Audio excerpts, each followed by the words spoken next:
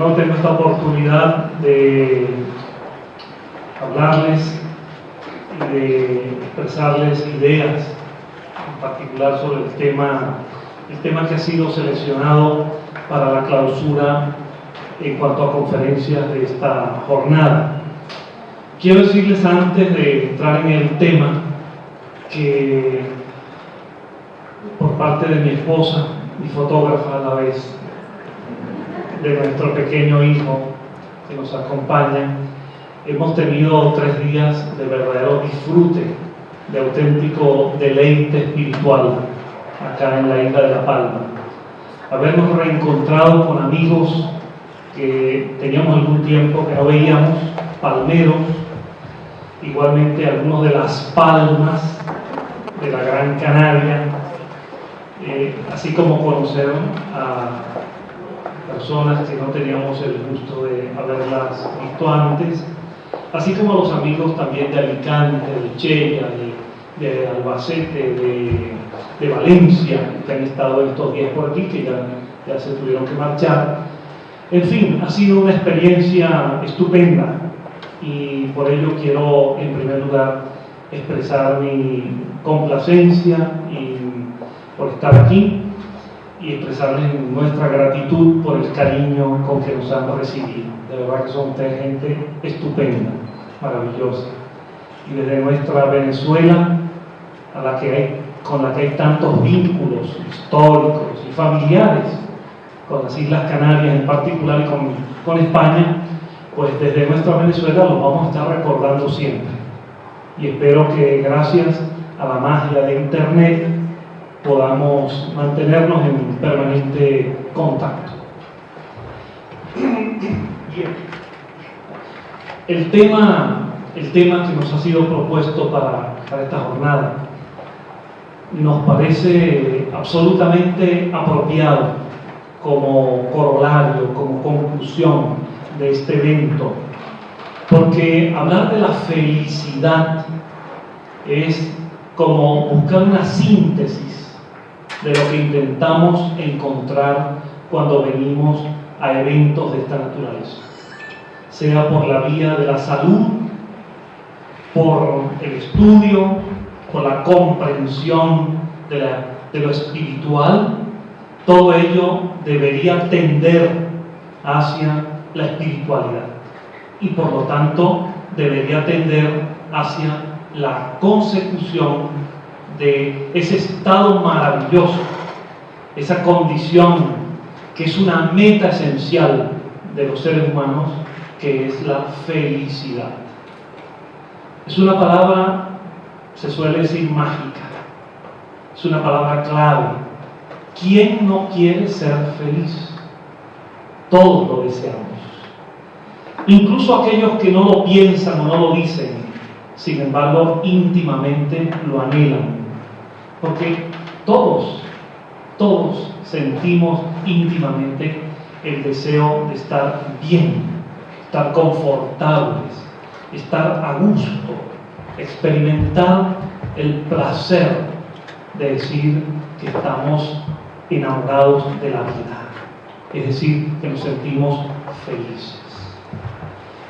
Sin embargo, no todos siempre responden de la misma manera. A la pregunta de si eres feliz, se suele responder con algún condicionamiento. Soy feliz a veces. Soy feliz en tanto en cuanto consiga aquello que me propongo.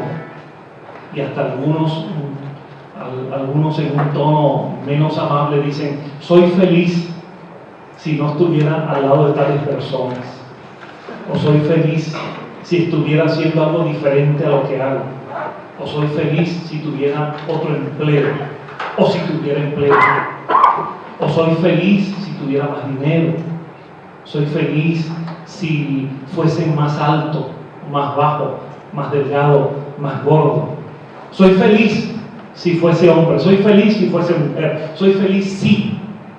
Y ese condicional es el que debemos intentar disminuir para que la respuesta sea lo más amplia y lo más coherente y lo más completa. soy feliz. Claro, no es un estado definitivo, no siempre es fácil, no siempre es posible llegar a ello. Hay muchos elementos que perturban la armonía personal, familiar o social, y por ello no siempre podemos responder como todos quisiéramos, que somos felices. De hecho, quizás uno de los temas fundamentales en la historia de la civilización, en el proceso de la formación de la cultura humana, ha sido el de la felicidad. Numerosas escuelas de filosofía tuvieron como meta esencial en distintas épocas darle al ser humano un estado de felicidad, tanto en el ámbito particular como en el ámbito colectivo, como países o como pueblos. Y de hecho, en la base de numerosos sistemas filosóficos, la felicidad ocupa un lugar clave en el proceso de reflexión de los pensadores. Es así que en la antigua Grecia, en esa Grecia que nos brindó tanta cultura, tanta filosofía, tanto arte, tanta belleza, tantas expresiones del espíritu, en esa Grecia la palabra felicidad ocupaba entre los pensadores un lugar central. Y estudiosos fundamentales de la filosofía colocaban la búsqueda de la felicidad en el eje de su reflexión. Los griegos antiguos, llamaban a la felicidad, la llamaban eudaimonía.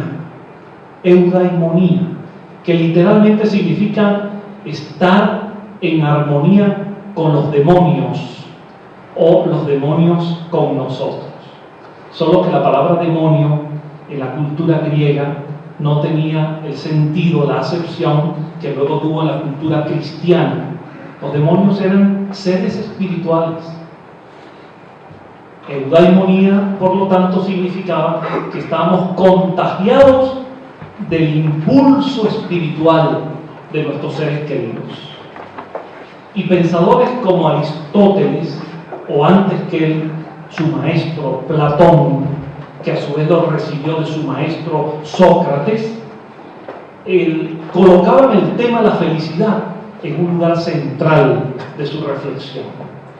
Por ejemplo, para Platón, la felicidad del ser humano solo era posible si por las reminiscencias de su pasado espiritual podía lograr colocarse en sintonía con el mundo de las ideas, con el topos uranus, el mundo espiritual del cual el alma provenía.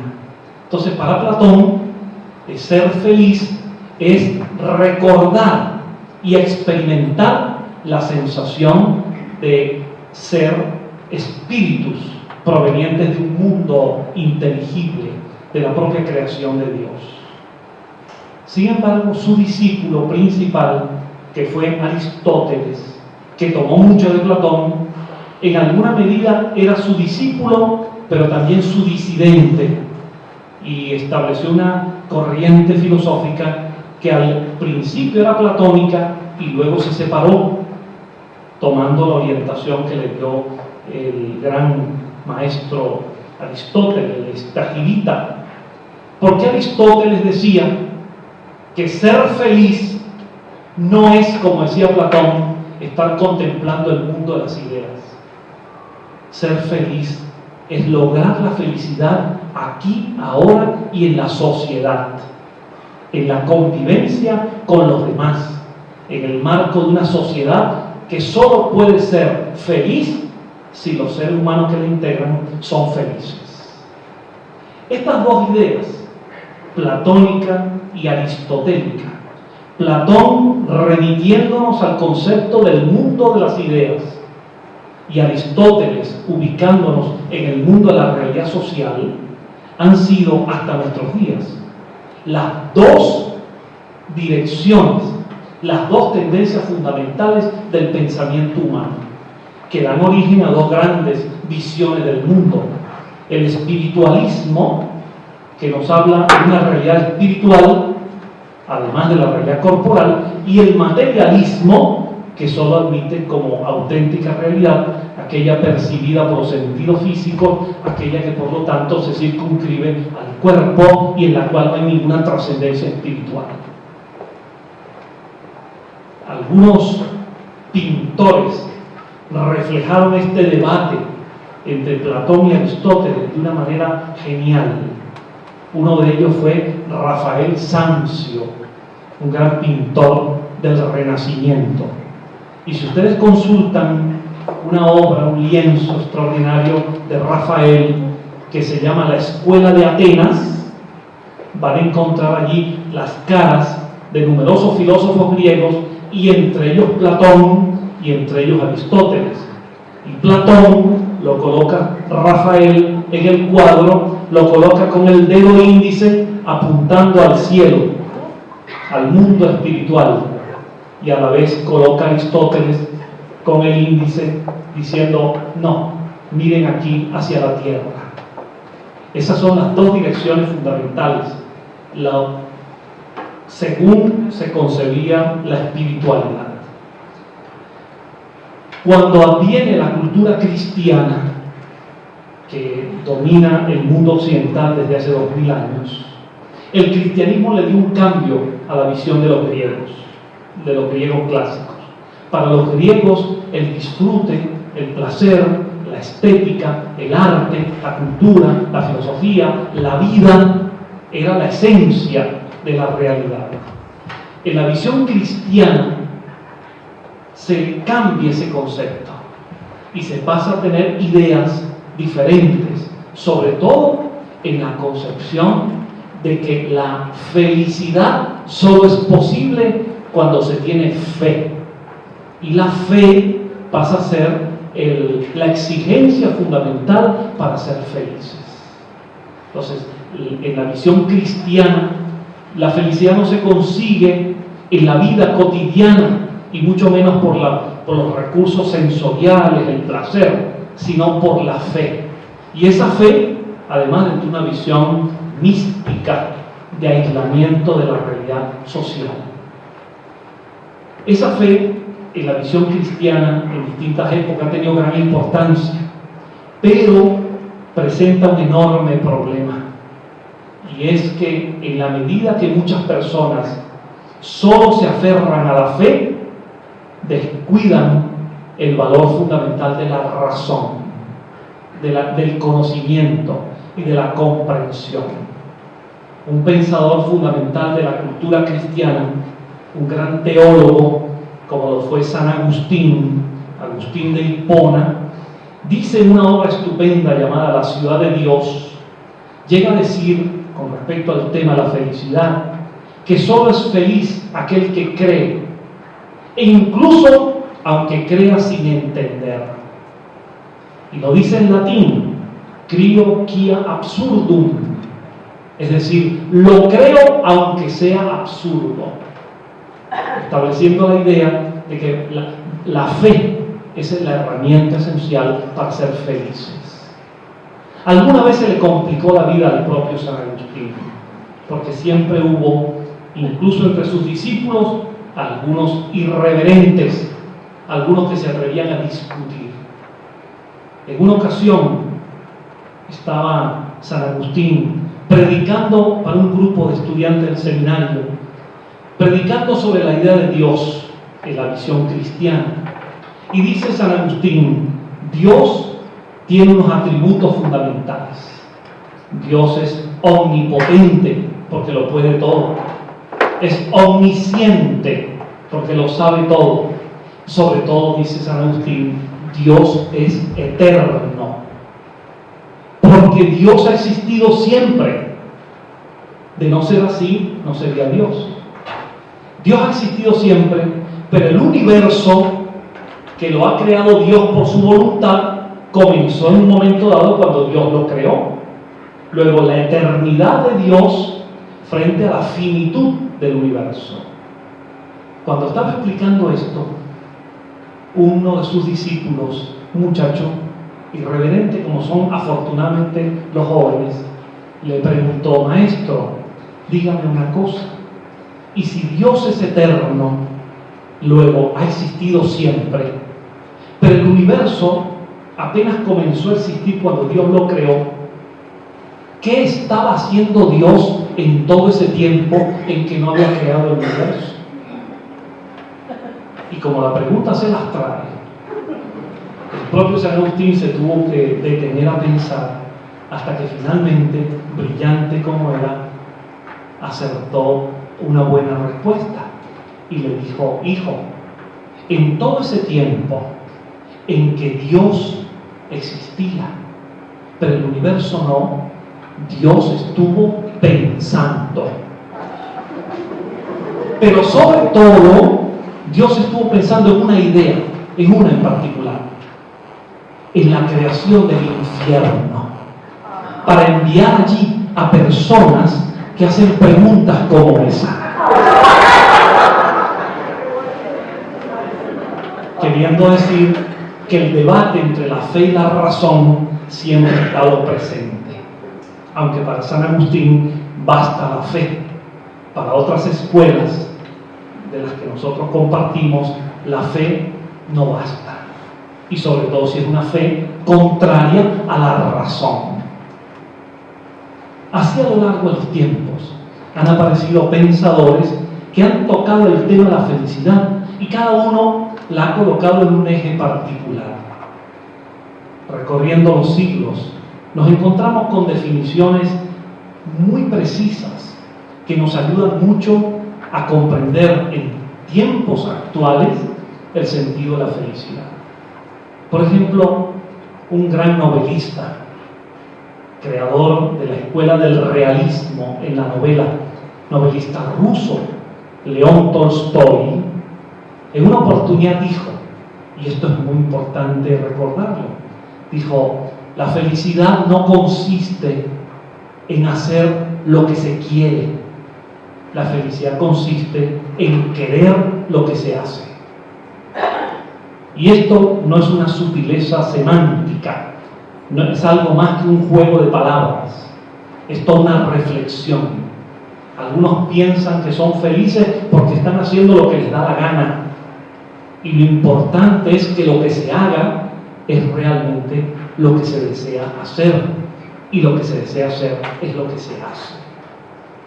Y así como Tolstói, nos encontramos diversas definiciones.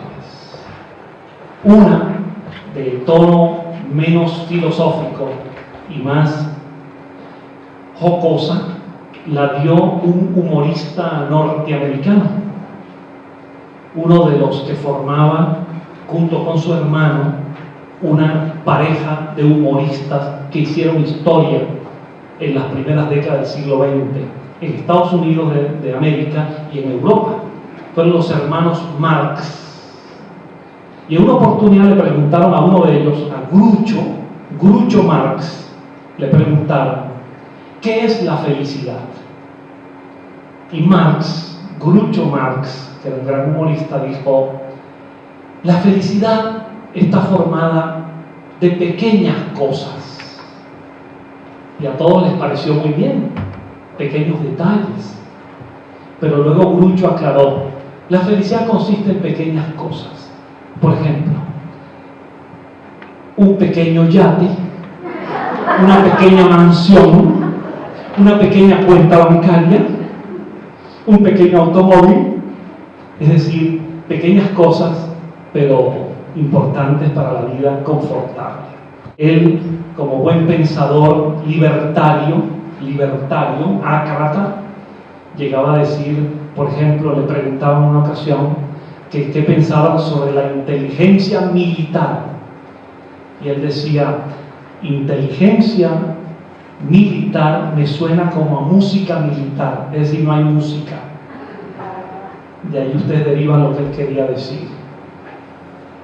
Alguna vez me preguntaron a mí en alguna conferencia si yo era marxista, y yo dije que sí, pero de la escuela de Groucho, que es el único Marx que me convence, el único. Así por consiguiente, hay muchas definiciones de felicidad. Me voy a quedar finalmente con una, porque la estaba recordando ahora, porque el título de esta conferencia es El camino a la felicidad. Y esta definición pareciera ser una contradicción con esta que ahora les digo con el propio título, El camino a la felicidad. Porque una vez le preguntaron a Mohandas Gandhi, el gran Mahatma, alma grande, le preguntaron a Gandhi: maestro, ¿cuál es el camino a la felicidad? Y Gandhi dijo con mucha sabiduría: discípulo, no existe un camino a la felicidad. No hay un camino a la felicidad. La felicidad es el camino.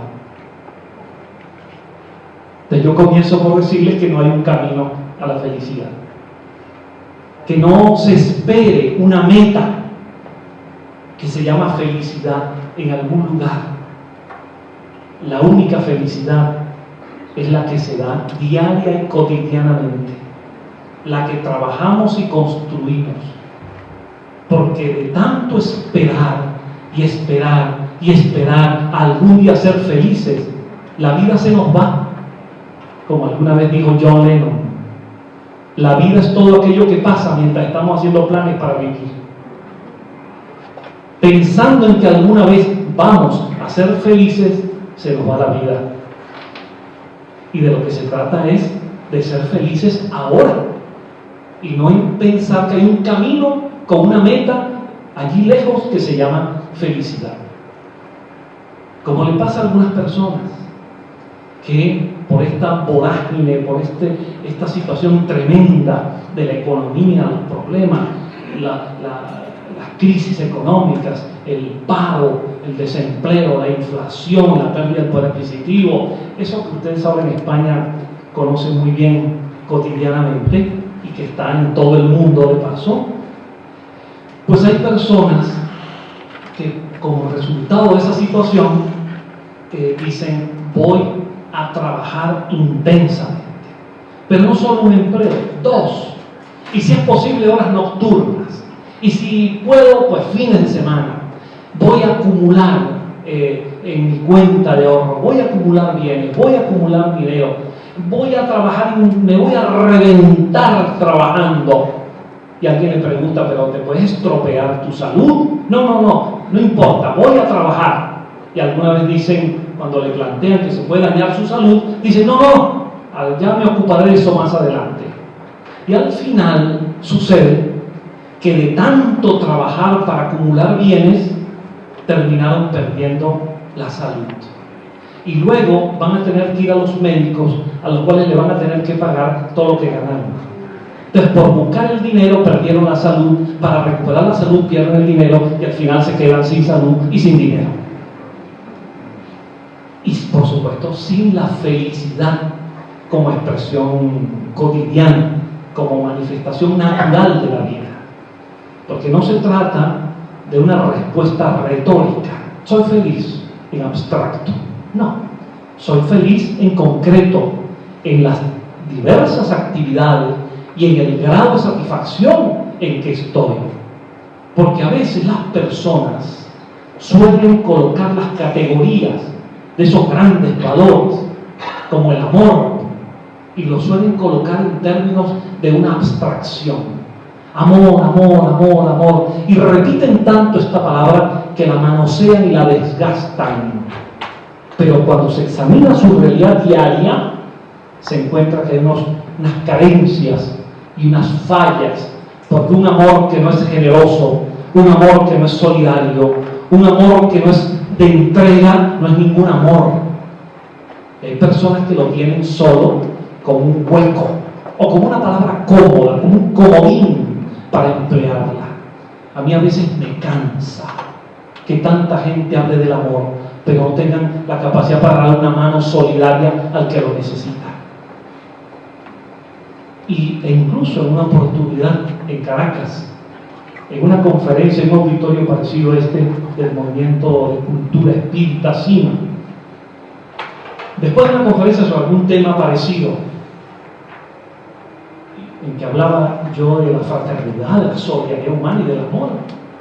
Pues una persona en el momento de las preguntas, que siempre hay personas que no hacen preguntas, sino que dicen algo, ella dijo: mire, yo estoy totalmente de acuerdo con lo que usted ha dicho, totalmente de acuerdo, porque yo creo en el amor, yo amo a la humanidad, yo amo a la humanidad. El problema mío es que detesto a la gente. Yo amo a la humanidad, pero detesto a la gente, sobre todo a un vecino mío del piso de arriba que me tiene fastidiado con los ruidos. Ese lo detesto, pero yo amo a la humanidad. Porque para aquella buena señora, amar a la humanidad es como un cascarón vacío. Es una expresión retórica. Sí, pues cuido de 2 gatos en casa, porque yo leo un bonito libro de autoayuda, porque yo a veces pues tengo un gesto amable. Yo amo a la gente. Pero es mucho más que eso.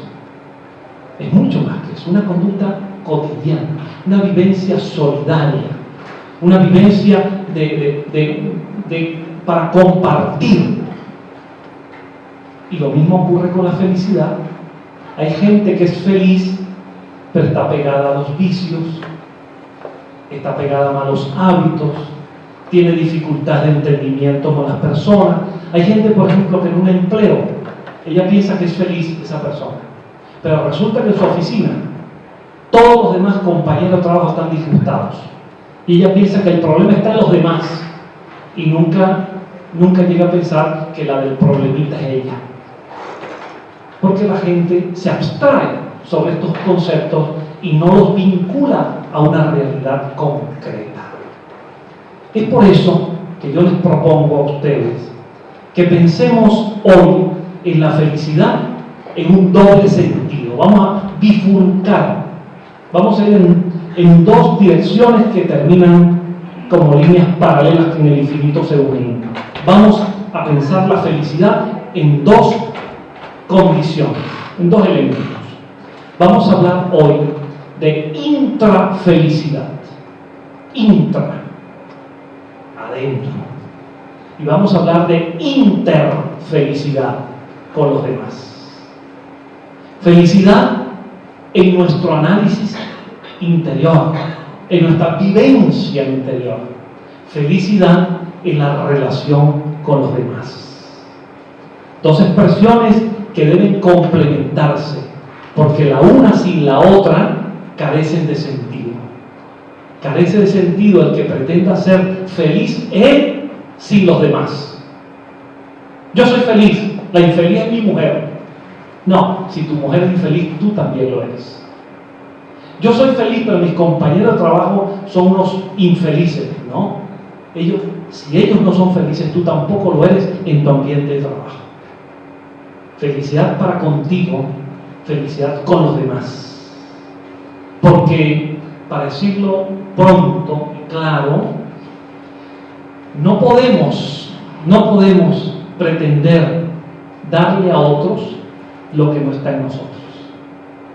No podemos proyectar felicidad de manera aparente, fingida, si no está en nosotros y si no se refleja incluso en nuestra salud física, psíquica, emocional y espiritual.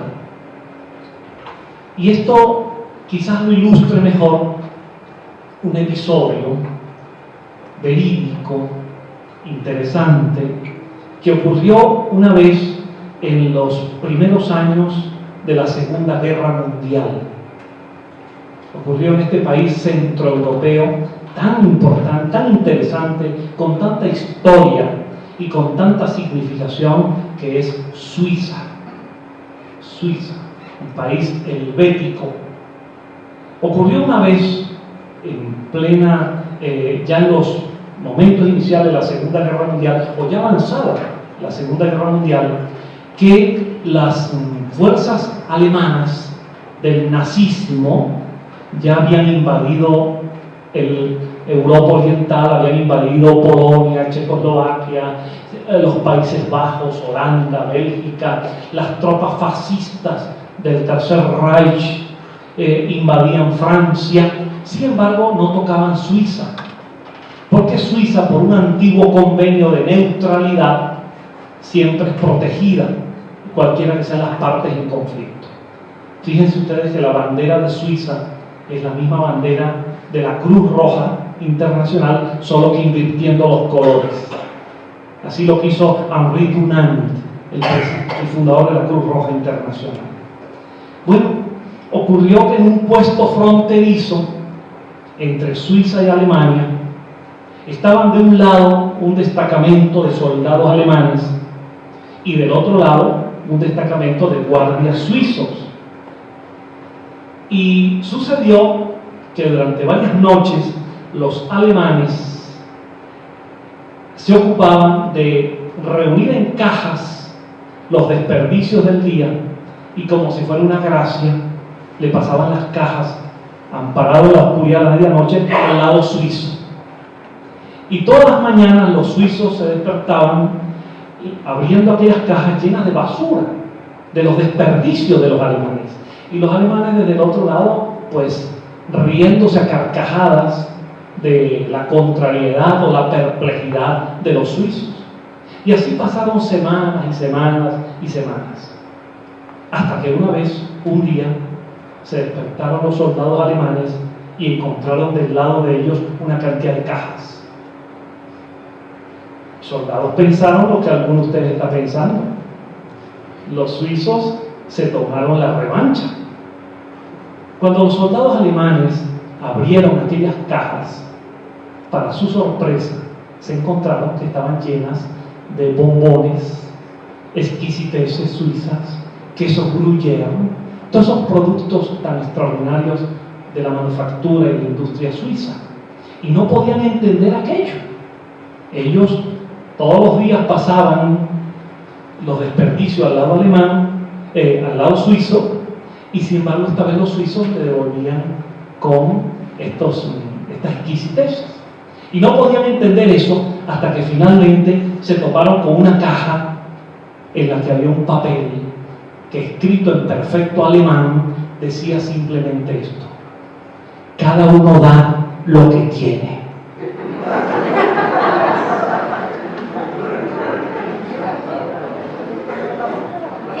Cada uno da lo que tiene. Si lo que tienes en tu alma es violencia, eso es lo que vas a dar. Cuando miramos por ahí a algún gobernante déspota en cualquier lugar del mundo, con discursos agresivos y violentos, a lo Hitler, a lo Stalin, a lo Franco, a lo Pinochet o a lo Fidel Castro, cuando dan esa violencia en su discurso, es porque su alma está insuflada de esos conceptos, de esos principios, de esa manera de ser, porque dan lo que vibran con ellos.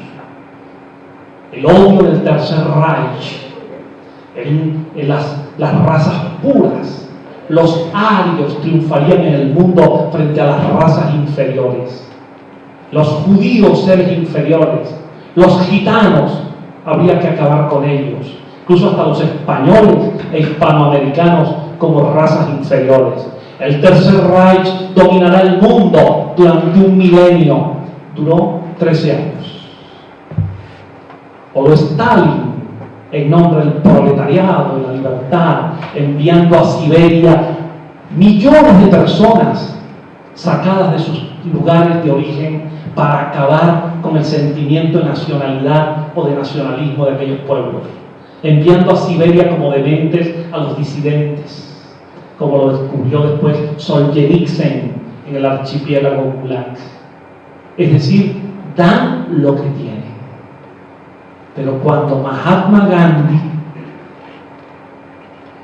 llevó adelante aquella lucha para la liberación del pueblo de la India, y frente a la agresión del Imperio Británico, del despotismo colonialista, de aquellos que se creían superiores al pueblo de la India, cuando agredían las marchas pacíficas, Gandhi les decía a sus seguidores: no vamos a responder con el mal al mal que nos hacen. Y Gandhi les decía: Si ustedes quieren la independencia, ustedes tienen que demostrar que la merecen.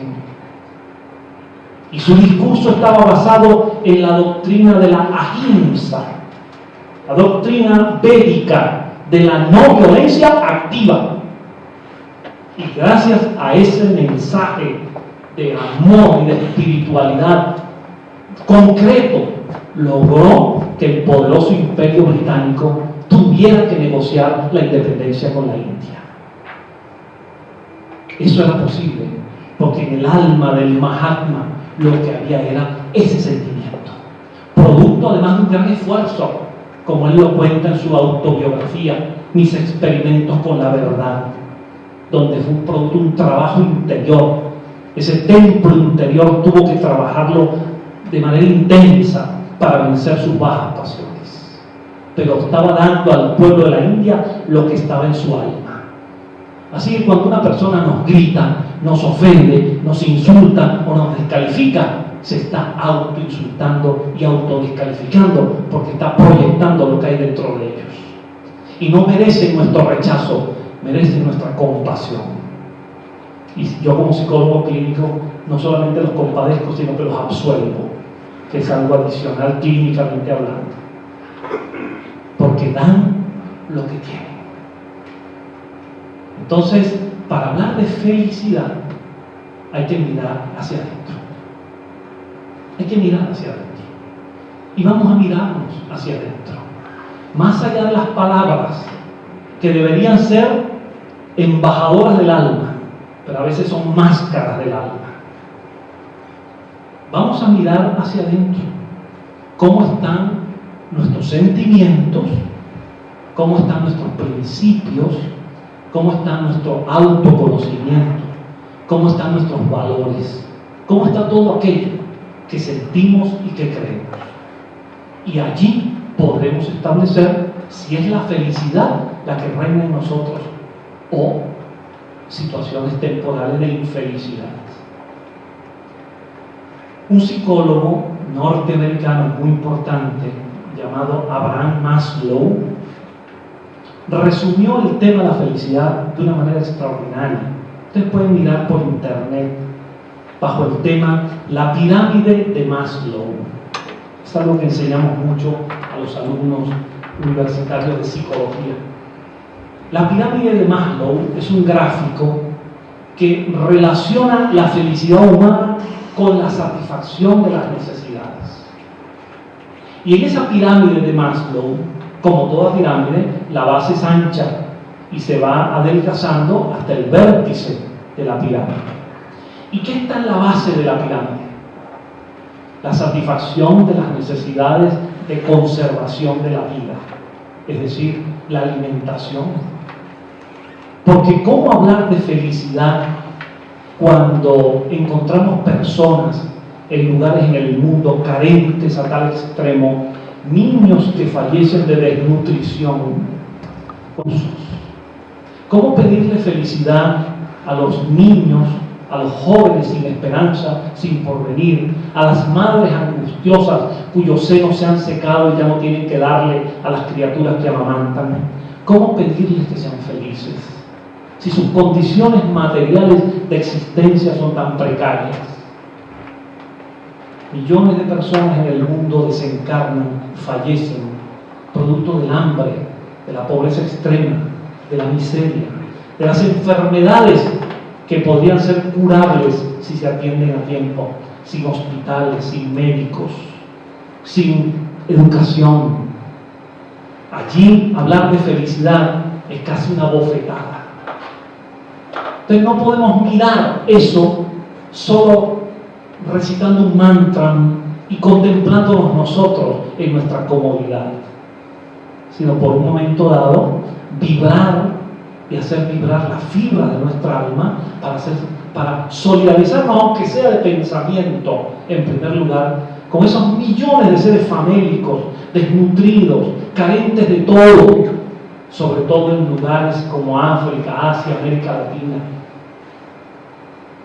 Porque a partir de un pensamiento de solidaridad podemos hacer algo, podemos comenzar a hacer algo para ayudar sobre esa situación. Hay gente que se refugia en parámetros cómodos, incluso en una falsa interpretación de la ley del karma. No, tienen lo que se merecen porque en vidas anteriores hicieron sufrir y ahora sufren. Eso es una falsa interpretación de la ley de causa y efecto, que no toma en cuenta los valores sociales, económicos, reales del mundo encarnado. Allí el concepto de reencarnación es una burla para cerrar los brazos, para andar de brazos cruzados y negarnos a la solidaridad con los pueblos que sufren, con las gentes que sufren. No hay tal concepto así. Una vez me decía alguien, todos esos pueblos que están en esas condiciones es porque en vidas pasadas hicieron sufrir a otros. Yo le decía, la historia no dice eso, porque si eso fuera verdad, tendríamos que llegar a decir que el siglo XIX fue un siglo de gentes poderosas por todas partes del planeta, porque ahora lo que hay es mucha gente en la miseria. De modo que no es así mecánicamente, y no se pueden tomar los valores del espíritu para evadir responsabilidades sociales, de solidaridad, y en esa acción humana, caritativa, generosa, benéfica, filantrópica, donde cada uno puede hacer algo, allí se expresa el amor y allí se expresa la felicidad. Mirarnos a nosotros mismos, ya no solo en cuanto a esas carencias de que habla Maslow, en esa necesidad de conservación, necesidad de sobrevivencia. Mirarnos a nosotros mismos lo que sigue la pirámide. Una vez cubiertas las necesidades materiales, pasamos ahora a entender o a tratar de entender qué pasa en nosotros más allá de eso. Y nos dice Maslow, hay otras necesidades.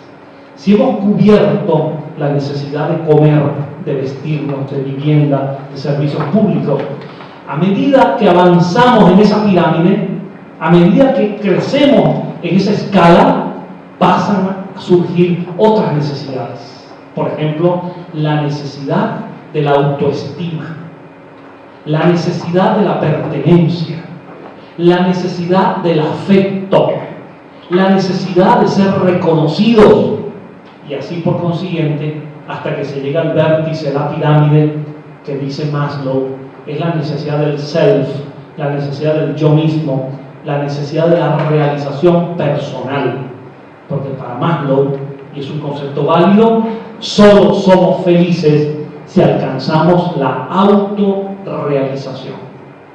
Y cuando nos miramos en la pirámide decimos, vivo, logro sobrevivir atendiendo mis necesidades materiales, atiendo mis necesidades sociales, atiendo mis necesidades afectivas, atiendo mi mundo emocional, es decir, soy yo y soy feliz.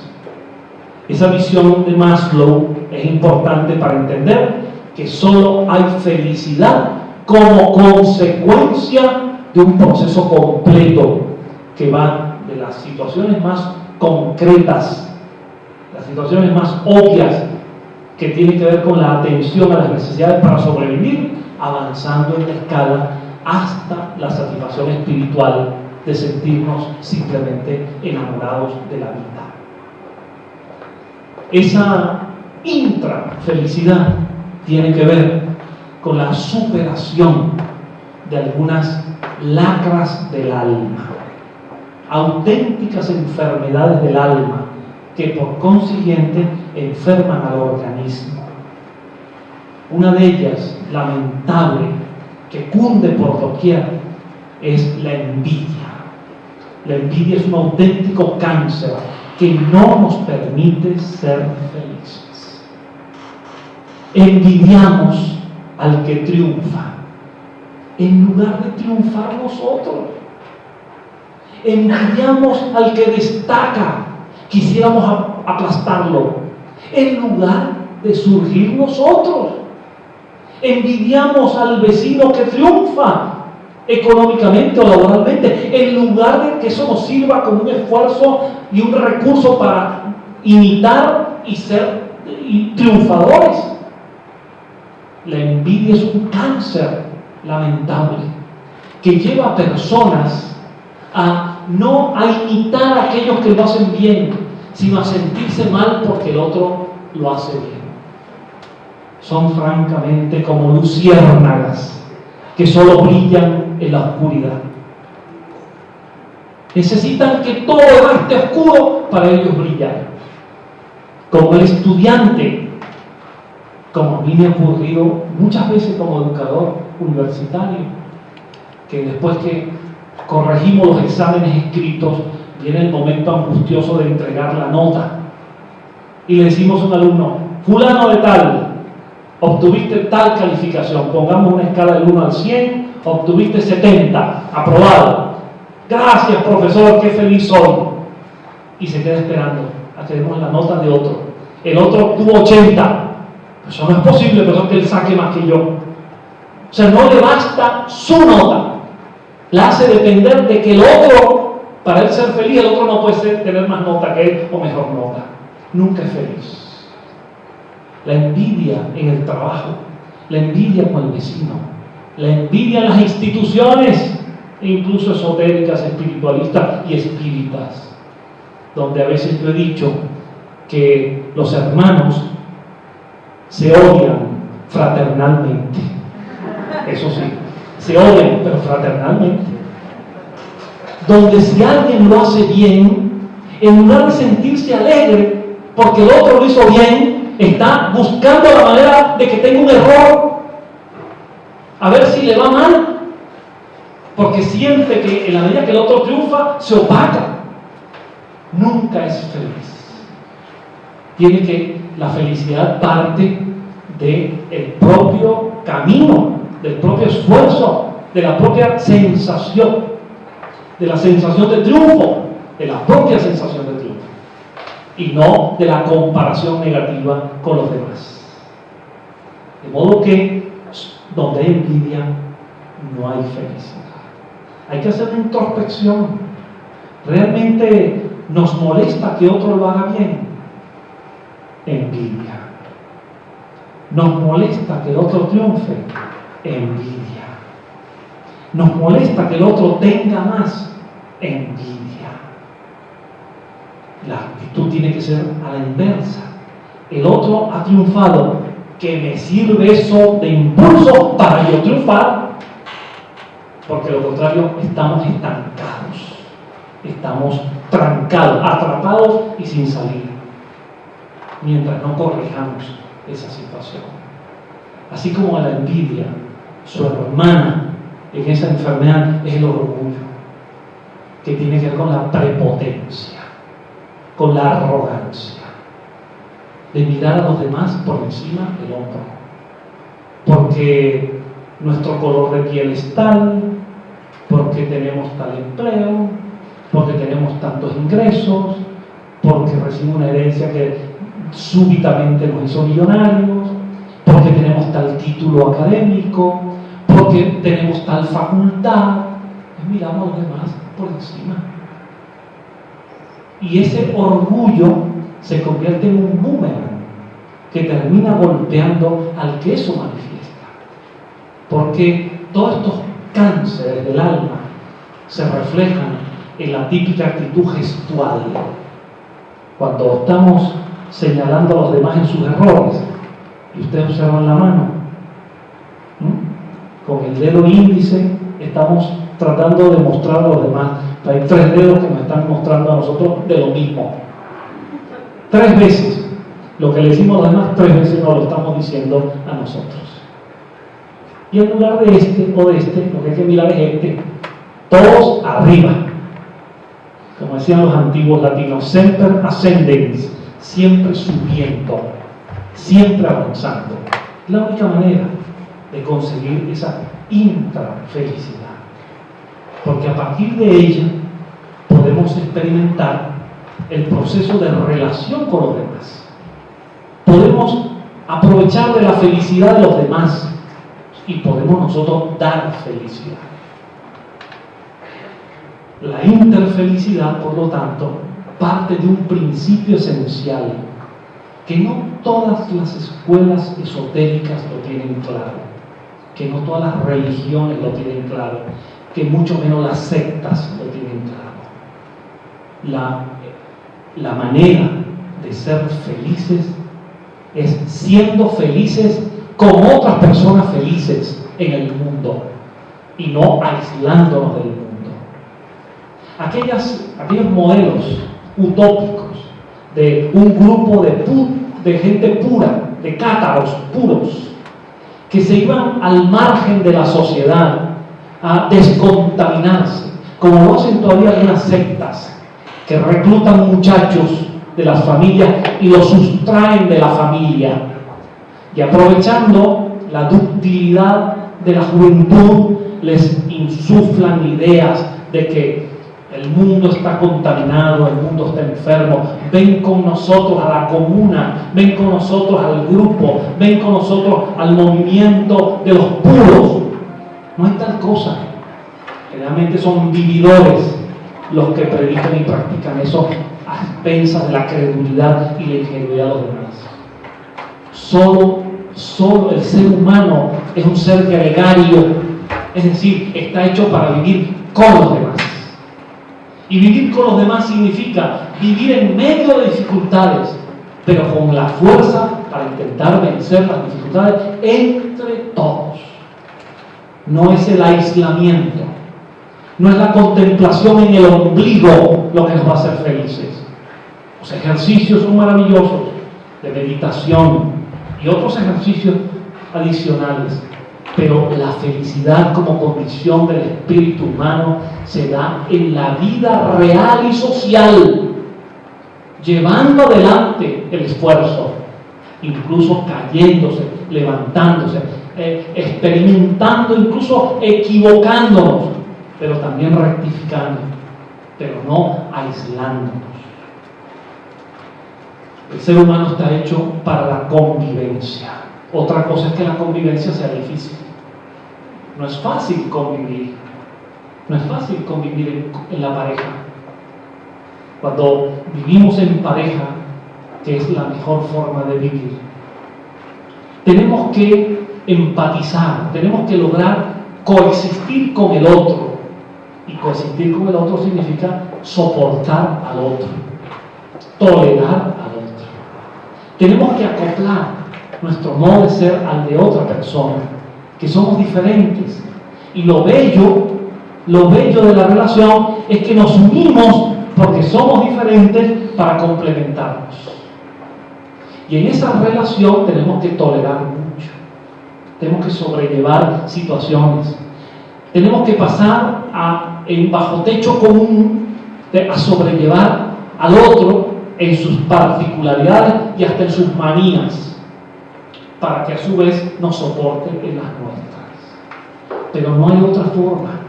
En el ambiente social, en el empleo, en el estudio, en la calle, en los grupos a los que pertenecemos, si estamos en un club de damas, o en el Rotary Club, o en el Club de Leones, o en el Club de Agremiados, o en el Club de Profesionales, o en el Club de Viudas, o de lo que sea, en cualquier reunión, cualquier grupo, hay que sobrellevar dificultades.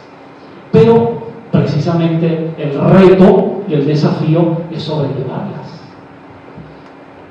Quizás valga la pena recordar ahora una experiencia que nos enseña la biología, que es muy interesante.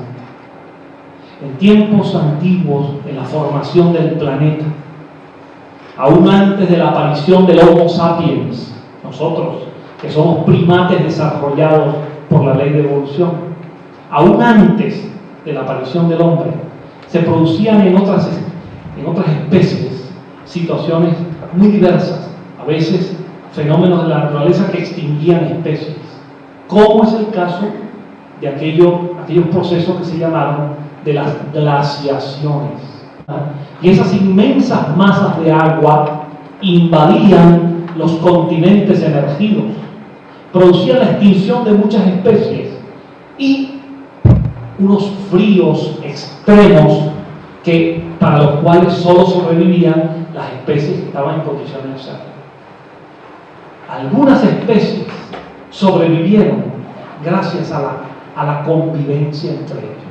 Ante los fríos extremos se unían, se pegaban los unos a los otros, se daban calor, y al darse calor los organismos lograban sobrevivir. Y así muchas especies lograron sobrevivir a esos procesos.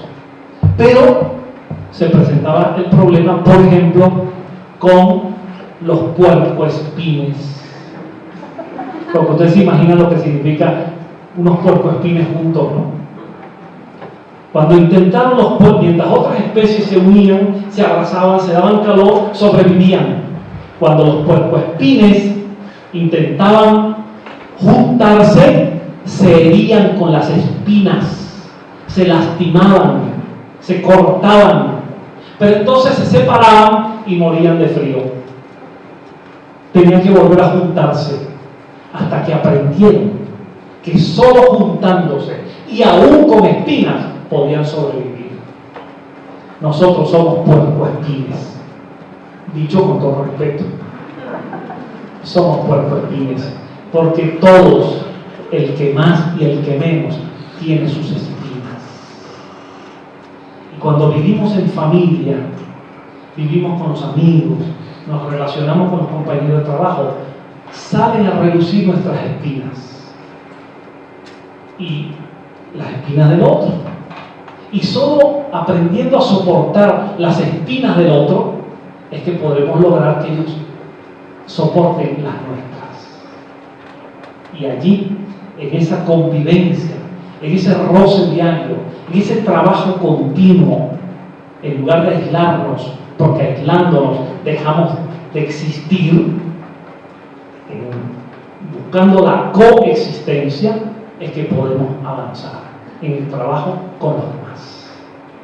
Entonces, la interfelicidad parte del principio de que vivir con los demás, tolerar a los demás, soportar a los demás, ayudar a los demás para que vivan con nosotros, para que nos soporten, para que nos toleren, para que, en fin, para que podamos avanzar juntos, porque de lo contrario no hay posibilidad. No hay felicidad aislada de la vida. La felicidad es conviviendo en la relación con la gente, en la relación con los demás. Interfelicidad, intrafelicidad. Felicidad mirada hacia nosotros, felicidad de nosotros con los demás. Permítanme ahora decirles que todos estos conceptos, todas estas reflexiones, podemos lograrlas no solo a partir de nuestra experiencia personal y diaria, cotidiana, sino también con la ayuda de referencias, de ideas, de filosofías, de experiencias que podemos aprovechar. Es verdad que nadie aprende por los demás. Es verdad que solo aprendemos con los palos en nuestras costillas, como se decía en un antiguo refrán castellano. Pero aún así podemos aprovechar las lecciones de otros para de allí cometer menos errores y aprender más. Y es allí donde, mis queridas amigas y amigos, yo les quiero decir que hay orientaciones en la vida que nos ayudan, que nos sirven como una brújula, que nos ayudan a transitar y a navegar hacia puertos seguros. Y es allí donde con modestia, sin imposiciones, sin dogmatismos, sin sectarismos y mucho menos sin fanatismos, que en lo personal me son muy ajenos, podemos ofrecer, podemos invitar a las personas a pensar, a reflexionar, a leer, a estudiar, a comprender, a investigar. Y allí donde quienes nos llamamos espíritas y nos orientamos por el pensamiento de Allan Kardec, hemos encontrado en esta filosofía de vida que no es una religión, que no es un dogma, que no es un culto, que no tiene sacerdotes, ni iglesias, ni altares, ni mesías, ni revelaciones predestinadas, sino que es una filosofía de vida que a partir del reconocimiento de los valores de la espiritualidad nos invita a vivir ahora y aquí, y no viviendo como desencarnados antes de tiempo, viviendo el aquí y el ahora a partir de una orientación espiritual que, a la vez que es de gran factura y elevación espiritual, está de manos dadas con la cultura y con la racionalidad. Para hablar del espíritu no hace falta dejar la razón en un rincón. A la luz de la razón, de la cultura, de la experiencia, de la investigación y de esa capacidad humana maravillosa que es la duda que reivindicamos siempre, la duda para investigar, aquella duda que le hacía decir a René Descartes, el gran filósofo racionalista: existo porque dudo, y hacía de la duda metódica el camino a su investigación. A partir de allí, la visión espírita, ese espiritismo tan muchas veces mal entendido, que la gente asocia con brujería, con hechicería, con cultos sincréticos y prácticas extrañas, de una manera absolutamente injusta, esa visión espírita es una referencia muy importante, que cada uno puede aprovechar en la medida que lo desee, Yo he tenido el privilegio, un auténtico privilegio en esta vida, de haber recibido la enseñanza espírita, y me ha sido de inmenso valor. Eso no significa que no tenga otras fuentes y que no aproveche de otros autores, de otras escuelas, que lo hago, pero he tenido esa brújula en el pensamiento de Kardec. Y de hecho, cuando por primera vez me aproximé al libro de los espíritus, obra fundamental de Kardec, lo hice con una actitud francamente que más de una vez me he ruborizado y hasta me he avergonzado de ella, porque tenía yo apenas 16 años, hace unos cuantos de eso. Por eso yo digo que no sea viejo, sino que empecé chiquito, que es diferente. Y supe por un aviso en las calles de la ciudad de Maracay, en la ciudad de Venezuela, que se invitaba a una conferencia sobre espiritismo, que la daba un señor llamado David Grossbacher. Por el nombre y por el apellido, algunos de ustedes se darán cuenta que eso es judío. David Grossbacher, de niño, habiendo nacido en Polonia, a los 7 años, toda su familia fue exterminada en un campo de concentración cerca de Cracovia, en Polonia. Y alguien logró a ese niño huérfano que se había quedado solo en la vida llevárselo a Venezuela. Y allí creció, y allí avanzó, y allí, entre otras cosas, hizo un autor y escritor de las obras espiritistas. Y cuando yo vi aquel aviso y me acerqué por curiosidad, yo imaginaba lo que mucha gente piensa: espiritismo, todavía en estos tiempos, en pleno siglo XX, qué incultura, qué barbaridad, qué superstición.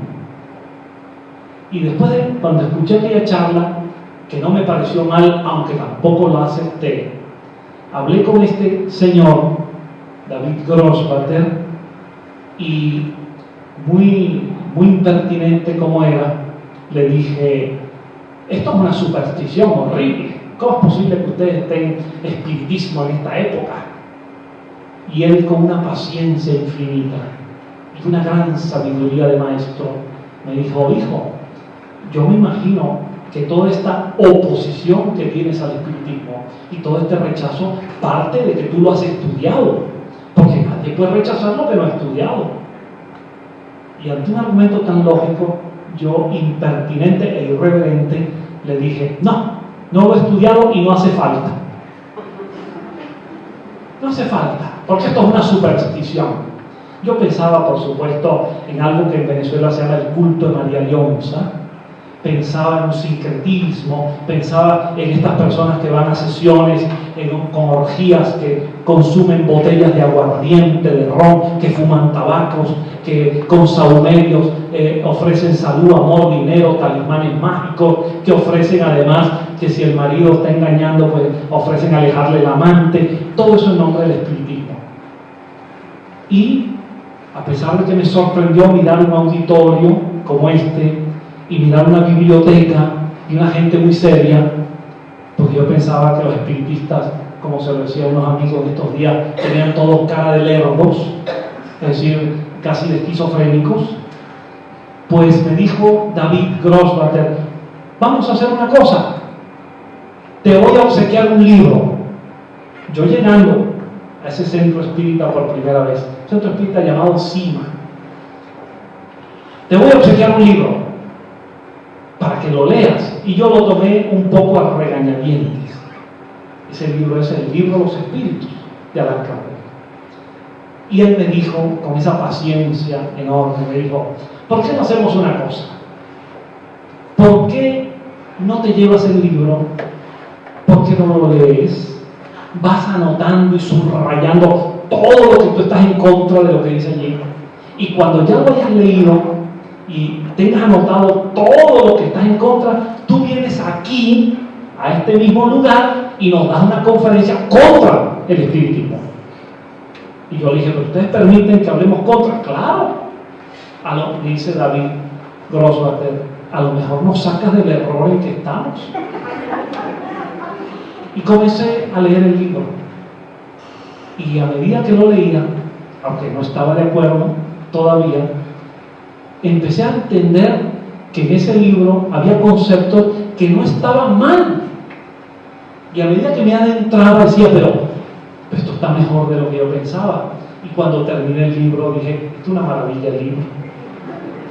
Cuando me acerqué otra vez allí: ¿vas a dar la conferencia? No, yo vengo a conocer más esto.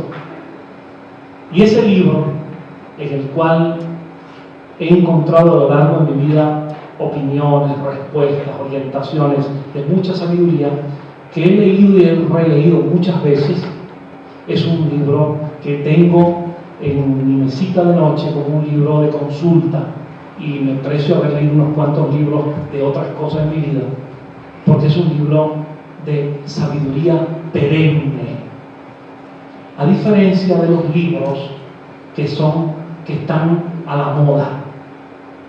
Hay libros que yo llamo Alcacelsa, libros Alcacelsa, efervescentes, se ponen de moda y va la ola de la moda, tan pronto suben, tan pronto se olvidan.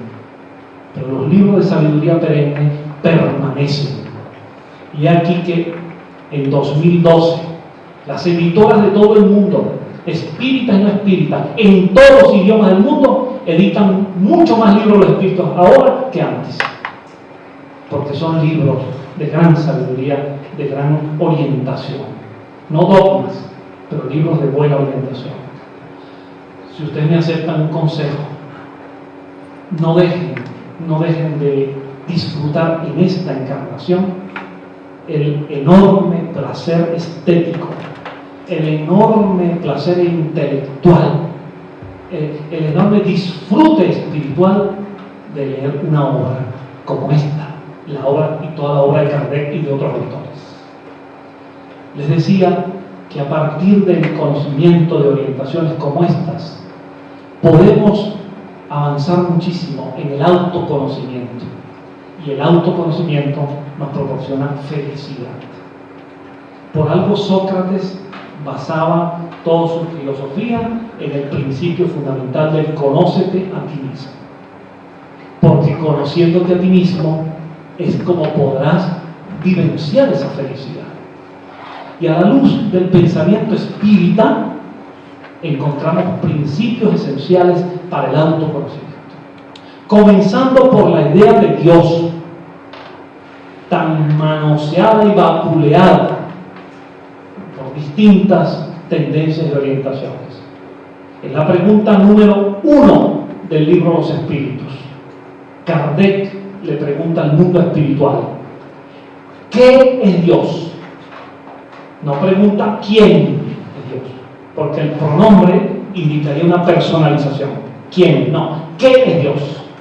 Y los espíritus no responden, Dios es un ser personal muy bueno que está allí en el cielo arriba. No. Dios es la causa primera y creadora del universo. Fuerza inteligente. Eso que en otras escuelas se llama el gran arquitecto del universo. Idea directriz. Es decir, no es un Dios que se encapricha, que se alegra, que crea el mundo y se pone después, se cansa, descansa. No. Eso es un reflejo antropomórfico, un reflejo humano, de lo finito a lo infinito. Dios como fuerza creadora. Nos libera, por lo tanto, de la cultura del pecado y del miedo. Eso de que pórtate bien porque Dios si no te va a castigar. Afortunadamente eso ha dado paso a otra pedagogía. Ya es difícil que se le diga a los niños, pórtate bien pues si no Dios te castiga. Eso se parece a los maestros de escuela que en una forma impropia decían, a ver niño, aprende entonces las letras. Cuando el niño no repetía las vocales, te decían A, E, I, O, U, el burro no sabe más que tú, que el pobre niño con su autoestima baja. No, todos esos conceptos afortunadamente van cambiando. Y la visión de Dios en términos de contacto íntimo y personal, que no necesita un intermediario, que no necesita sacerdotes, que no necesita de iglesias, ni de templos, ni de rezos, que necesita es fundamentalmente la actitud de amor, de solidaridad, de buena conducta, es una relación personal insustituible. Porque no podemos engañar a todos, pero no podemos engañar nuestra conciencia. El espiritismo nos enseña la realidad inmortal del espíritu. Hay vida después de la vida y hay vidas antes de esta y después de esta, y nos ilumina sobre la tradicional noción de la reencarnación. Y con la concepción de la reencarnación dejamos la teoría del espíritu para ir a la praxis del espíritu y sobre todo la praxis social en función de la felicidad, de la interfelicidad. Porque con la reencarnación se elimina aquello de que hay razas superiores, de que este es superior por el color de la piel o por el color de los ojos, este es superior porque nació en algún lugar del planeta, este es superior porque tiene más dinero, y todas esas nociones caen ante la experiencia de que antes de esta vida y después de esta hemos sido de esas razas, de esa etnia, de esa nacionalidad, y lo volveremos a hacer. Entonces toda discriminación a otro es una autodiscriminación. Nos autodiscriminamos cuando discriminamos a las mujeres en esta vida, porque la historia, la cultura humana ha sido la historia de la discriminación a la mujer. En las culturas dominadas por los hombres, siempre la mujer es la que tiene la culpa, la mujer es la pecadora, Eva es la que originó el pecado original y toda la maldición humana, Pandora entre los griegos abrió la caja y sacó todos los males, Dalila le cortó el pelo al gran Sansón y así por consiguiente. La mujer como culpable es un arquetipo en todas las culturas escritas por hombres. Con la reencarnación aprendemos que estamos discriminándonos a nosotros mismos. Entonces yo siempre le digo a la gente en las conferencias, les digo, si tú hoy como hombre discriminas a la mujer, la consideras un trasto, un objeto del cual servirte, cuando tú discriminas a la mujer, estás autodiscriminándote, porque tú has sido y serás mujer. De paso, si tú quieres, cuando en otra encarnación, ahora eres hombre, cuando en otra encarnación nazcas como mujer, si tú quieres que entonces las mujeres de ahora que nacerán como hombres en el porvenir te traten a tratar y a valorar con respeto a la mujer hoy, para que no te toque a ti en el futuro ser discriminado. Así que hasta por interés personal los hombres en esta vida deberíamos atender y tratar con mucho cariño a nuestras mujeres, para que ellas cuando sean hombres nos traten con cariño a nosotros que vamos a ser mujeres también. La idea de la reencarnación es una idea fundamental, un eje antropológico, cultural y espiritual fundamental para entender la complejidad de la vida. Y, como se lo decía yo una vez a un sacerdote católico, el padre François Brun, estupendo hombre de la iglesia, en un debate que tuvimos en España, en la ciudad de Albacete, hace unos años, en que él decía que reconoce la existencia del espíritu y de la comunicación del espíritu, pero no la reencarnación, un sacerdote activo. Y yo decía, padre, a mí no me preocupa esa posición suya, que yo respeto. ¿Y sabe por qué no me preocupa? Y le voy a decir, padre, porque incluso los que no creen en la reencarnación también reencarnan. Así que no hace falta que la gente crea en la reencarnación, porque vamos a reencarnar, es una ley de la vida, que no depende de que creamos o no creamos, es un proceso de evolución espiritual. El espiritismo nos enseña todo eso, nos enseña la comunicación entre los espíritus, y nos enseña, por lo tanto, que la muerte, el gran fantasma de la muerte, tiene que ser examinado en otra óptica, porque la muerte, la pérdida de un ser querido, es muy dolorosa y es una de las causas fundamentales de la infelicidad. Mucha gente, cuando la entrevistamos, dice, yo tengo todo, tengo dinero, tengo mi casa, tengo recursos, tengo estudios, pero he perdido a la persona fundamental en mi vida. La madre, el padre, un hijo, la esposa, el esposo, el compañero, la compañera de vida. Y el dolor y el sufrimiento que se experimenta ante la pérdida de un ser querido es inenarrable, indescriptible, inefable. Hay que estar bajo la piel del que ha experimentado eso para saber cómo se desgarra el alma con el dolor. Entonces aquí no bastan las palabritas de lo siento mucho o los convencionalismos. No te pongas ponte la ropa de color negro que se la pone cualquiera. No, eso no necesita ropa ni colores, eso es una experiencia personal. Y si es una persona que le ocurre a un amigo, si es nuestro amigo de verdad, nos duele, porque nos duele lo que le pasa. La lección de inmortalidad, el mensaje de inmortalidad del alma, de vida posterior del espíritu, en distintos escenarios, en la vuelta reencarnatoria, es un mensaje de consuelo, es un inmenso alivio, y por eso, hablando de felicidad, le devuelve a la persona, si no la felicidad plena, porque repito, duele mucho la pérdida de ser querido, le devuelve una reconciliación con la vida, y por lo tanto le hace comprender que sus seres queridos que han partido previamente al más allá o al mundo espiritual no están perdidos para siempre, y más de una vez se conectan con nosotros, a veces sutilmente, telepáticamente, mentalmente, y otras veces por las formas concretas de la mediunidad.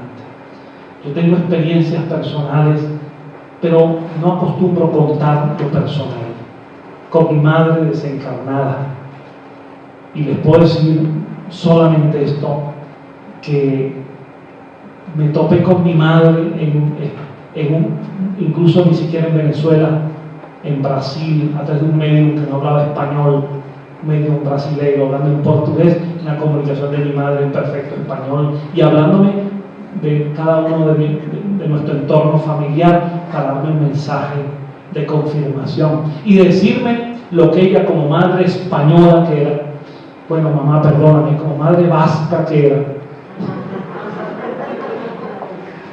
para decirme y para reñirme o regañarme, como siempre lo hacía, como toda madre, que nos riñe, pero nos riñe con cariño para nuestro bien. Nuestra madre desencarnada sigue siendo nuestra madre, Es un vínculo que, aunque después cambiará en otras existencias, es un vínculo que permanece. Como dicen los Vedas, lo que una vez fue, nunca dejará de ser. Y en esa experiencia de contacto con nuestros seres queridos, que se da de mil maneras, de miles de formas diferentes, tenemos un consuelo maravilloso que nos recupera el sentimiento de felicidad.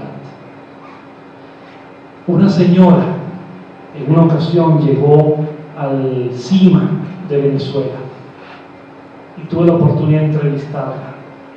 Y la señora había perdido un hijo de 13 años de edad por un tumor cerebral.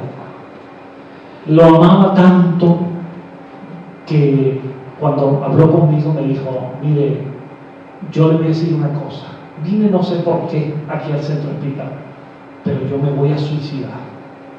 Yo me voy a suicidar. Le digo: señora, yo no puedo evitarlo y la entiendo, pero dennos una oportunidad, denme una oportunidad de hablarle y de conversar sobre esto. Bueno, el hecho es que nos dio esa oportunidad. Ella alguna vez me preguntó: ¿y usted me podría comunicar con mi hijo? Y dije: no. ¿Pero usted no tiene sesiones mediunidad? Sí, como otro centro espírita, pero no tenemos un teléfono con el más allá. No, quienes digan eso no están diciendo la verdad. No hay un teléfono que marque un número y los tengo. Eso no existe. Eso son fabulaciones. Los mecanismos de la mediunidad son diferentes. La señora, después que se hizo miembro del CIMA, después que estudió la filosofía espírita, la invitamos a sesiones mediúnicas. Y ella iba pendiente de que en una sesión se le iba a comunicar el hijo. Y nunca lo hizo el hijo. Nunca lo hizo hasta que, pasados unos años, ella comprendió, era madre de otros hijos, que no podía perder la vida, tenía otros hijos que la necesitan. Yo le dije una vez: mire, aunque si no quiere vivir por usted, viva por los otros hijos que la necesitan. Esos muchachos han perdido un hermano, también quiere usted que pierdan una madre. Bien, el hecho es que pasó a participar del movimiento espírita y poco a poco se fue atenuando. Yo decía: mantenga el contacto con su hijo sutil, un pensamiento de amor, un diálogo sencillo. Recuerde a Ernesto, su hijo, recuérdelo con cariño. Eso es lo que los espíritus piden. No que estemos llorando, angustiados, con la tragedia, dramatizando. Eso les duele. No, serenidad en el dolor. Bueno, el hecho es que pasados los años, cuando ella menos lo esperaba, se produce una comunicación. Ella no estaba en ese momento, por una medium, se produce una comunicación de su hijo. Y le dice el espíritu, escribiendo la medium: dígale a mi mamá, y se identifica, que ahora ya puedo conectarme con ella, porque su llanto, su reclamo y su dolor no me permite acercarme. Ahora puedo. Díganle que si ella viene a una reunión, yo me presentaré. Y así fue. Y así se produjeron una cantidad de comunicaciones donde incluso el muchacho explicó qué había pasado con su enfermedad y todo lo que él había, sus amiguitos de juego, en el béisbol y en otras actividades. Esa señora, en una oportunidad estando en su casa, le ocurrió algo. Y luego de eso me llamó por teléfono a mi casa. Dijo: John, acaba de ocurrir algo en mi casa. ¿Qué le ocurrió? Ocurrió que hoy es el aniversario tal del fallecimiento de Ernesto. Yo no recordaba esa fecha. Y dice: ha ocurrido este fenómeno. Estábamos reunidos en casa, papá, yo y nuestros hermanos. Por supuesto, estábamos tomándonos un café todos y estábamos recordando a nuestro hijo. Y en medio de la sala se ha caído una taza de café.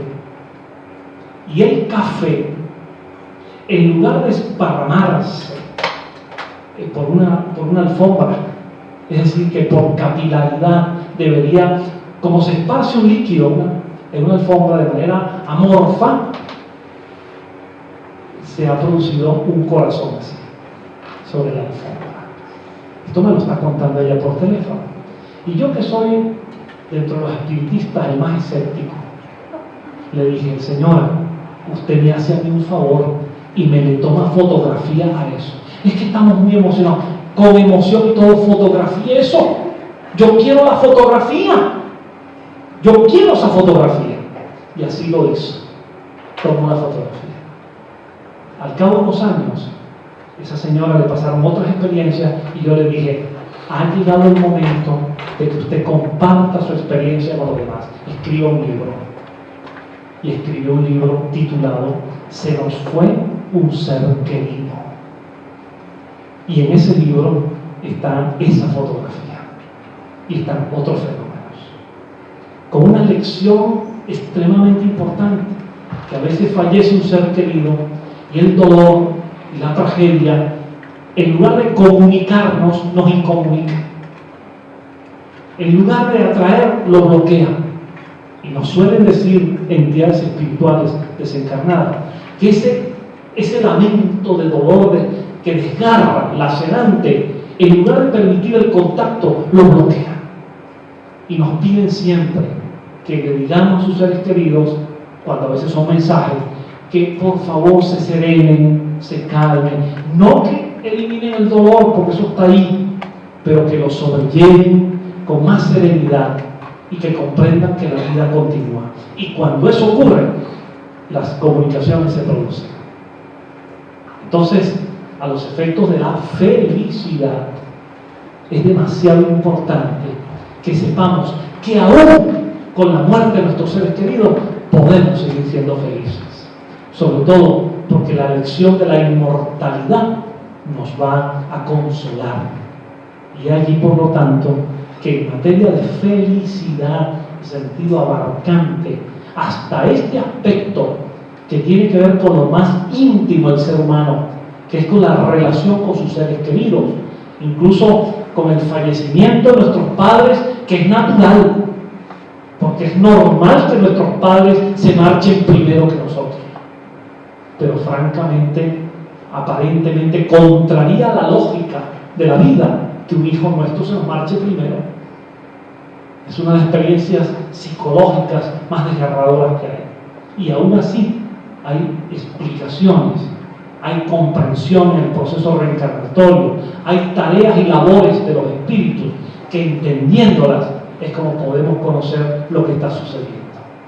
Por eso, de verdad, en nuestras manos está buscar orientaciones útiles, serias, sin mercantilismos, sin lucros, sin engaños, sin fantasías, orientaciones sólidas, nobles, buenas, que nos pueden ser de enorme beneficio para autoconocernos y por lo tanto para ser felices. Yo voy a concluir, tendría mucho más que decirles, pero sería un abuso contra la felicidad de ustedes. Yo voy a concluir con una reflexión que me parece muy importante. Podemos ser felices aún dentro de las dificultades. Porque hay gente que puede decir: caramba, sí, es fácil hablar de felicidad cuando todo lo tiene cómodo, cuando las puertas se le han abierto en la vida, cuando ha tenido familias que lo han apoyado. No, incluyendo en situaciones muy difíciles, podemos adquirir la felicidad si nuestra conciencia avanza en esa dirección. Quiero que me permitan hablarles por un momento de un ser extraordinario que en el siglo XX iluminó al mundo con su presencia, con su acción bienhechora y con su inmensa capacidad para superar sus enormes problemas físicos y psicológicos.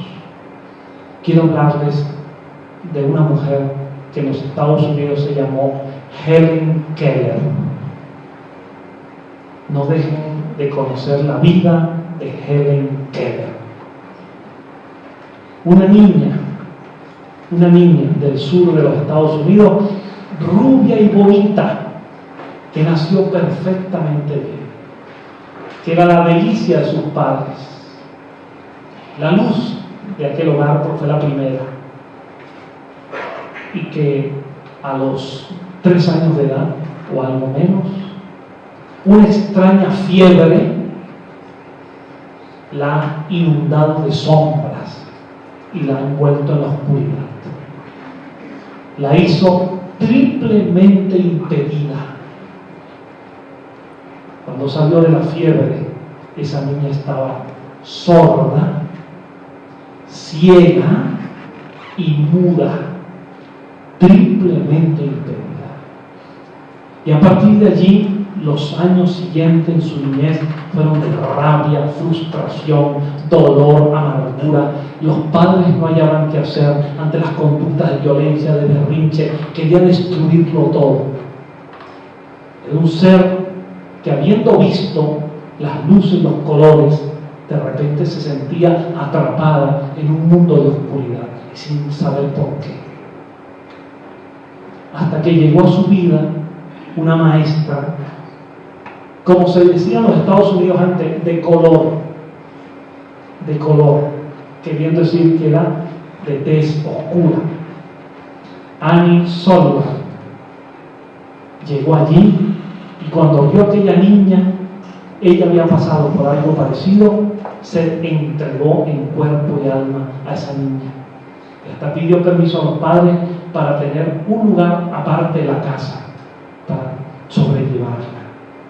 Y empezó a luchar con ella, hasta que logró poco a poco calmar sus rabias, y con movimientos de los dedos colocados en la laringe, en la nariz, dentro de la boca, pudo hacerle entender palabras: agua, vaso.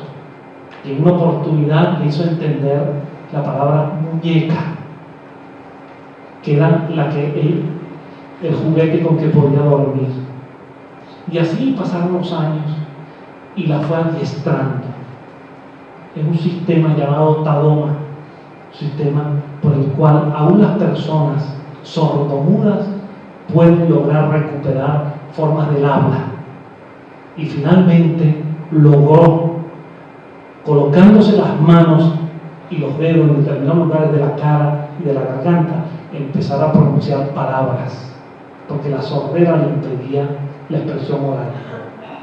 Y con los años pudo ir a estudiar la primaria, con enormes dificultades, siempre con su maestra al lado, ciega, sorda y empezando a balbucear palabras.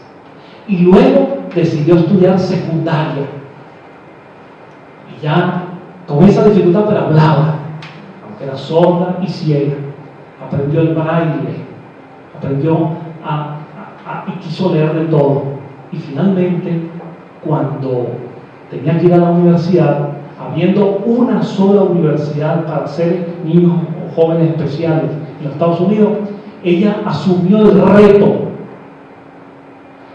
y le pidió a sus padres y a su maestra, Annie Sullivan, que ella no quería ir a una universidad de especiales, que ella quería ir a la universidad.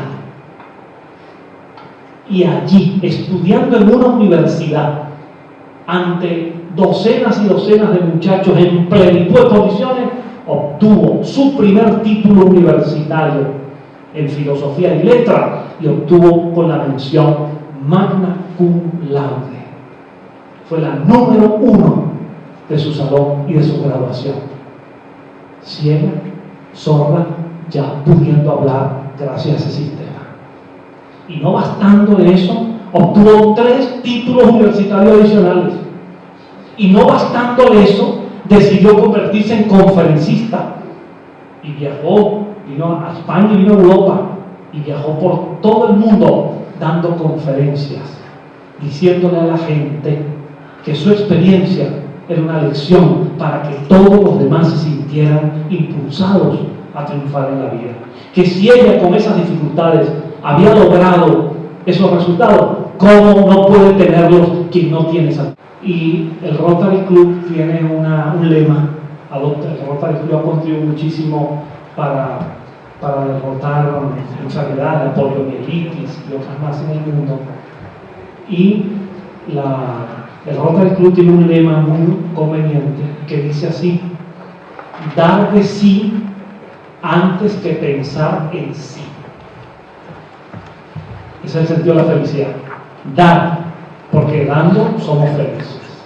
Y yo les decía en la conferencia Rotary que sobre ese lema mundial de Rotary Club, yo quería recordarle, y lo hago para ustedes ahora, un mensaje de uno de los grandes maestros de la espiritualidad, de un pensador profundo, serio, tanta espiritualidad como tanta cultura y racionalidad.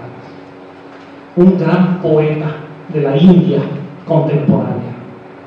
Fue premio Nobel de literatura. Escribió poemas maravillosos en su lengua original, el bengalí. Se llamó Rabindranath Tagore. Los poemas de Tagore, cuando nos sentimos mal, son un verdadero bálsamo. Yo les recomiendo la poesía de Tagore, porque la poesía es altamente curativa.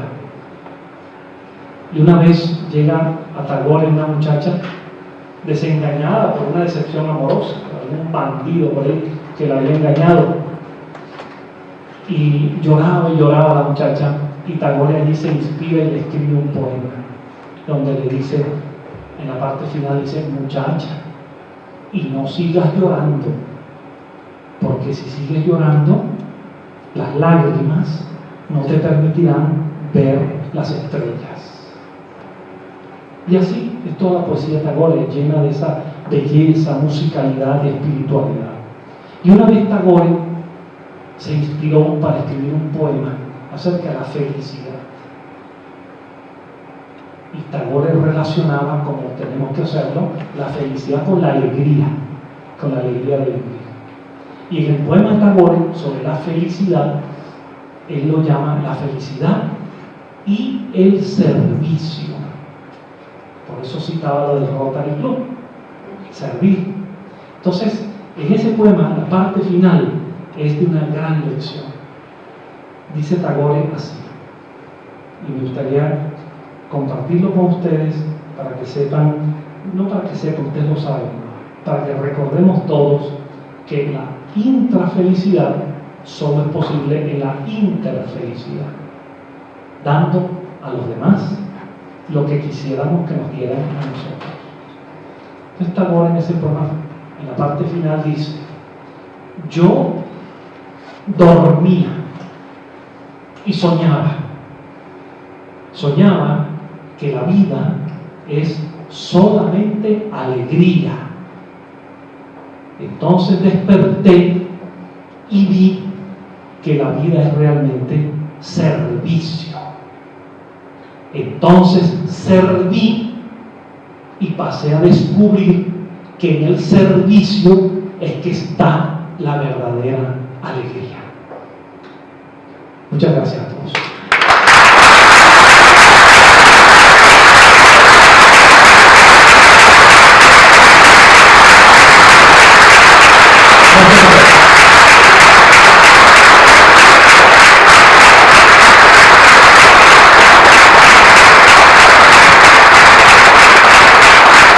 Gracias.